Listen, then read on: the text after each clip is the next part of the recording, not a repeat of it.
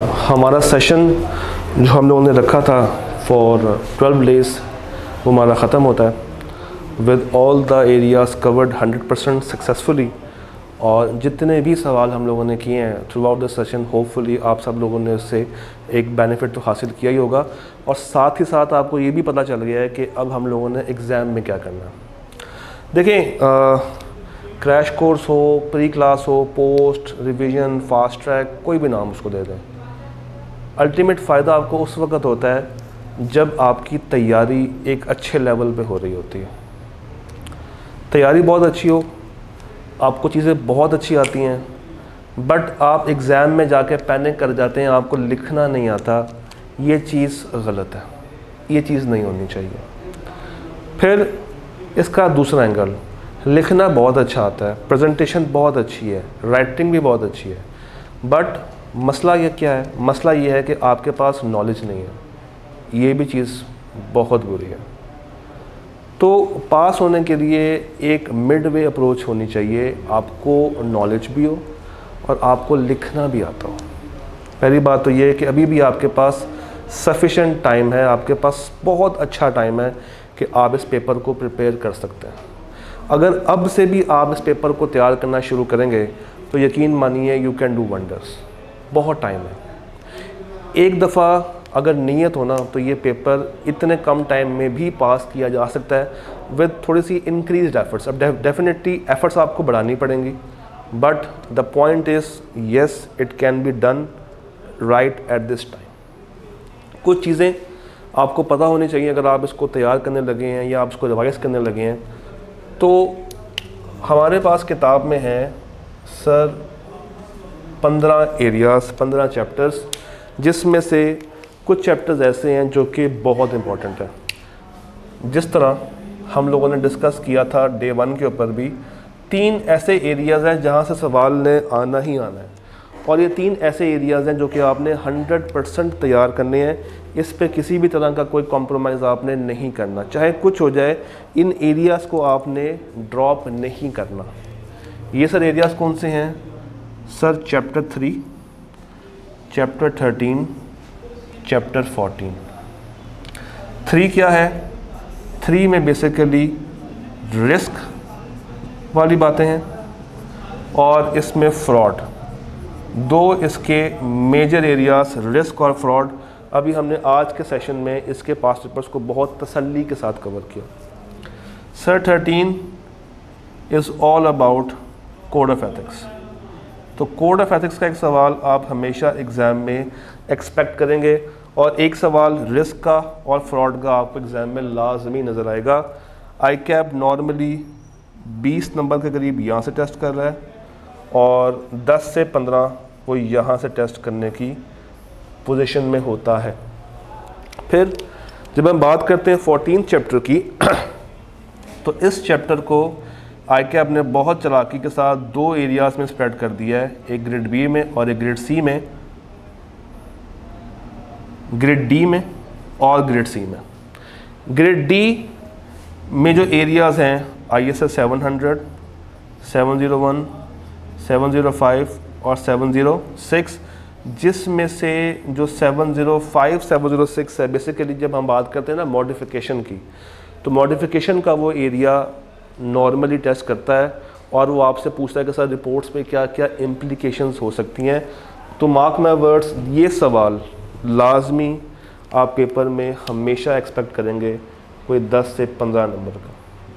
और इसके साथ ग्रेड सी के अंदर भी उसने 3 एरियाज़ को रखा है, 560, 570, 580, यानी कि सब्सिक्वेंट इवेंट, गोइंग कंसर्न और रिटन रिप्रेजेंटेशन। और यहाँ से भी वो कम से कम 15 से 20 को टेस्ट करने की पोजीशन में होता है। तो सर 15 से 20, 10 से 15, 10 से 15 और 20, अगर मैं इसका लोअर साइड भी लेकर ऐड करूँ ना तो 20, 30, 40, 50, 55, 55 और अगर मैं इसको 15 भी अगर काउंट करूँ तो 50 number, half of your paper कहाँ से है? 3 एरियाज़ में से, 3, 13, 14। अब इसका हर्ज मतलब ये नहीं है कि आप इसको ये अंडरस्टैंड कर लें कि अब हमने सिर्फ यही एरियाज़ को तैयार करना है और हमारा पेपर पास हो सकता है। These are the areas that should be done in writing. इसको बार बार करें, इसको नहीं छोड़ना, इसको आपने बार बार सॉल्व करना है। इसके ऊपर अपना टाइम इन्वेस्ट करना है, चाहे एक पेपर रहता है, चाहे 2 रहते हैं, चाहे 3 रहते हैं। जब आप ऑडिट को स्टार्ट करें तो हर दिन आपने इन एरियाज़ को खोलना है और सीखने की कोशिश करनी है, लिखने की कोशिश करनी है। एटलीस्ट इसके सवालों को सॉल्व आपने करना है।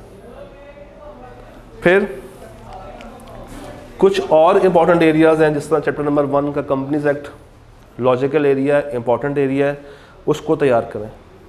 उसके बाद चैप्टर नंबर 2 में से 210 इम्पॉर्टेंट है, आइए से 210 बहुत इंपॉर्टेंट है। 4 में से सैम्पलिंग, उसके बाद 5 और 6 कंट्रोल्स अपने अंदर एक अच्छी वेटेज रखते हैं। चैप्टर नंबर 6 आने के चांसेस हैं, हमेशा सही होते हैं। 7, 520 रेशोज, एनालिटिकल प्रोसीजर, इस तरह का सवाल जब भी आए आपने कोशिश करनी है कि आप इसको आखिरी घंटे के अंदर प्लान करें, ताकि आप उसमें से जितने मार्क्स सिक्योर कर सकते हैं उतने करें और वो सवाल आपको ज़्यादा टाइम वेस्ट ना कर रहा हो। 8, 9, 10 सब्सटेंटिव, और इसमें से भी मैं अगर 501 इन्वेंट्री को और 505 कंफर्मेशन को साइड पे कर दूं तो ये वो एरिया है जिस पे अब आपने कम टाइम लगाना है। और अगर आप एक दफ़ा उसको एक अच्छी पोजीशन में ले आते हैं, एक दफ़ा अगर आपने उसके ऊपर अच्छी प्रैक्टिस कर ली है, अपने नोट्स बना लिए हैं, आपको पता है कि आपने क्या क्या बातें लिखनी है असर्शन वाइज, तो उसको एक ही दफ़ा रिवाइज कर लें, बार बार करने की ज़रूरत नहीं है। हाँ, 505 एक इम्पॉर्टेंट एरिया हमेशा से होता है, यहाँ से आके आप 7-8 नंबर का सवाल टेस्ट कर सकता है, बिल्कुल उसको सॉल्व करें। चैप्टर नंबर 11 और 12 3 एरियाज़ हैं, ये तीनों के तीनों क्रैमिंग बेस्ड हैं। और हमने देखा था इनके सवालों को जब हम लोग देख रहे थे कि ये सवाल एक ही तरह के, एक ही पैटर्न के हैं और बार बार आके उन्हीं को घुमा के रिपीट कर रहा होता है। 15 बहुत ही रेयर चांस है कि वहाँ से सवाल निकल के आए। तो सर ये एक समरी है जो कि आपको अभी भी पता होनी चाहिए। इसके साथ आप अगर तैयारी कर रहे हैं तो यकीन मानिए कि कोई मसला आपको नहीं आने वाला। फिर बात कर लेते हैं कुछ इम्पोर्टेंट फैक्टर्स की। जब भी आपको सवाल मिले रिपोर्ट्स का, इम्प्लिकेशंस का, तो आपने सॉल्व कैसे करना है, आपने सबसे पहले उसकी बतानी है मटीरियलिटी, वो बताएं। फिर देखें कि वो सवाल स्कोप लिमिटेशन का है या वो सवाल मटीरियल मिसस्टेटमेंट का, वो चीज़ आपके माइंड में होनी चाहिए। देन वर्क अराउंड के वो सवाल क्या कहना चाह रहा है, क्या वो सवाल किसी अकाउंटिंग स्टैंडर्ड से ताल्लुक़ रख रहा है या नहीं रख रहा। अगर रख रहा है तो फिर आपको पता होना चाहिए उस रेलिवेंट अकाउंटिंग स्टैंडर्ड की रेलिवेंट ठीक वाली अरेंजमेंट जो कि उन्होंने गलत की होगी, वो सही एंट्री आपको पता होनी चाहिए कि वो क्या पास होनी चाहिए और वो लोग क्या गलती कर रहे हैं। फिर आपने देना है अपना conclusion along with the procedures. अच्छा, अब जब हम बात करते हैं ना प्रोसीजर्स की, तो 705 ने अपने प्रोसीजर्स दिए हैं।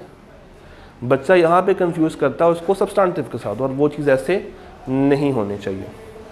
हाँ, अगर कोई अकाउंटिंग का इशू आ गया वहाँ पे तो आप वहाँ पे एक्सप्रेस कर सकते हैं। इस तरह के सवालों के लिए आपको अकाउंटिंग की नॉलेज चाहिए होती है, आपको वो रेलिवेंट मैप जो हमने बनाया था क्लास के अंदर वो आना चाहिए।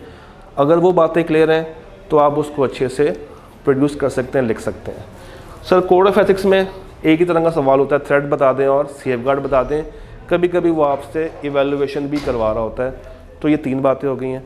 फिर 3 में से रिस्क फ्रॉड, कोई भी ICAP टेस्ट कर सकता है, हमेशा से दोनों इम्पॉर्टेंट हैं और दोनों ही अच्छी वेटेज के आते हैं। एग्ज़ाम में जब आप लोग जाते हैं तो फर्स्ट पेज पर नॉर्मली क्या होता है कि ICAP एक मुश्किल सवाल आपको दे रहा होता है और बच्चे वहीं पे पैनिक कर जाते हैं। तो वहाँ पे आपने पैनिक नहीं होना। फर्स्ट पेज पे कोई भी सवाल हो, लंबा हो, परेशान नहीं होना, आप पेपर को उल्टा स्टार्ट कर दें। जब आप उल्टा स्टार्ट करेंगे तो आप देखेंगे कि कम से कम सर 100 में से ना चाहते हुए भी 100 में से 35 से और 65 ये रेशो होती है। चलिए मैं मज़ीद कम कर देता हूँ, 30 और 70 की रेशो होती है। ये 30 नंबर है वो जो कि क्रैमिंग बेस्ड है। आप रिसेंट कोई भी अटैम्प्ट उठा के देख लें और एक दफ़ा काउंट कर लें, आप ये 30 नंबर बहुत आसानी से निकाल पाएंगे वहाँ से। ये सारा का सारा एरिया क्या है, ये सारा का सारा एरिया क्रैमिंग बेस्ड है।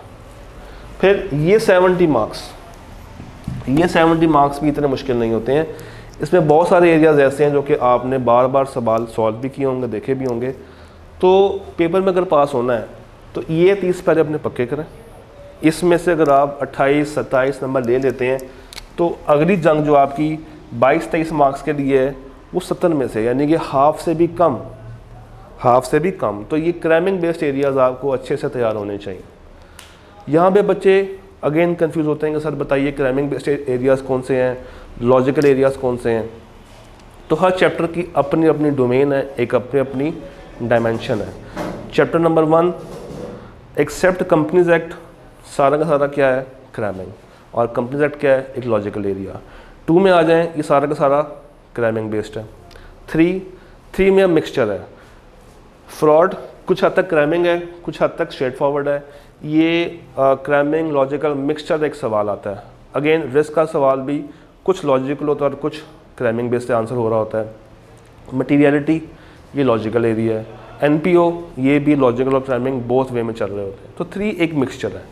4 में सैम्पलिंग लॉजिकल है, डॉक्यूमेंटेशन और एविडेंस ये स्ट्रेट फॉरवर्ड एरियाज़ हैं। 5 स्ट्रेट फॉरवर्ड है, 6 लॉजिकल है, 7 लॉजिकल है, 8, 9, 10 ये आप कह लेंगे सेमी लॉजिकल है। फिर 11, 12 प्योर क्रैमिंग, 13 लॉजिकल, 14 लॉजिकल और 15 सिर्फ और सिर्फ रट्टा। तो ये बातें, इस तरह की ट्रेनिंग आपके माइंड में अब होनी चाहिए। अकाउंटिंग के लिए कुछ स्टैंडर्ड्स हैं जो कि इंपॉर्टेंट है, जो कि आपको लाजमी आने चाहिए, नोट कर लीजिएगा। Accounting standards to be applied IS 16, 36, 38, IS 2, 10, 37। कम से कम एट अ वेरी मिनिमम ये स्टैंडर्ड्स आपको पता होने चाहिए। ये 2, 16, 36, 38, 10 और 37। इसमें अगर मज़ीद कुछ ऐड करना चाहें तो IS 8 ऐड कर सकते हैं, फिर लीज के एरियाज़ को ऐड कर सकते हैं और डेफर्ड टैक्स के एरियाज़ को आप इसमें शामिल कर सकते हैं।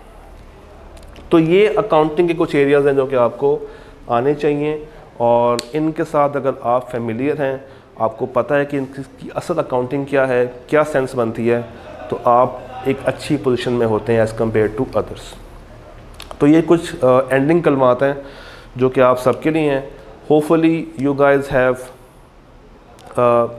Acquired the knowledge. आप लोगों को कोई ना कोई फ़ायदा लाजमी हुआ होगा इन तमाम कॉन्सेप्ट्स के साथ, जिन्होंने क्लास फिज़िकली अटेंड की, जिन्होंने क्लासेस घर बैठ के देखी, जो बाद में रिकॉर्डिंग्स देख रहे हैं। तो this is the game, this is the approach, this is the way to pass and to get 100 marks out of audit. So see you guys around. Number note कर लें, कभी भी अगर आपको ज़रूरत हो 0300 00 672 62, और कभी अगर आप नंबर भूल भी जाएं तो ये 672 इज़ बेसिकली उसामा। जब आप लोग मोबाइल पर देखेंगे तो 6 पे O होगा, 7 पे S होगा, और इस तरीके से ये OSAMA बनता है। पीछे आपने सारे ज़ीरो लगा के 03 का कोड ऑटोमेटिकली आप लोग लगा लेते हैं।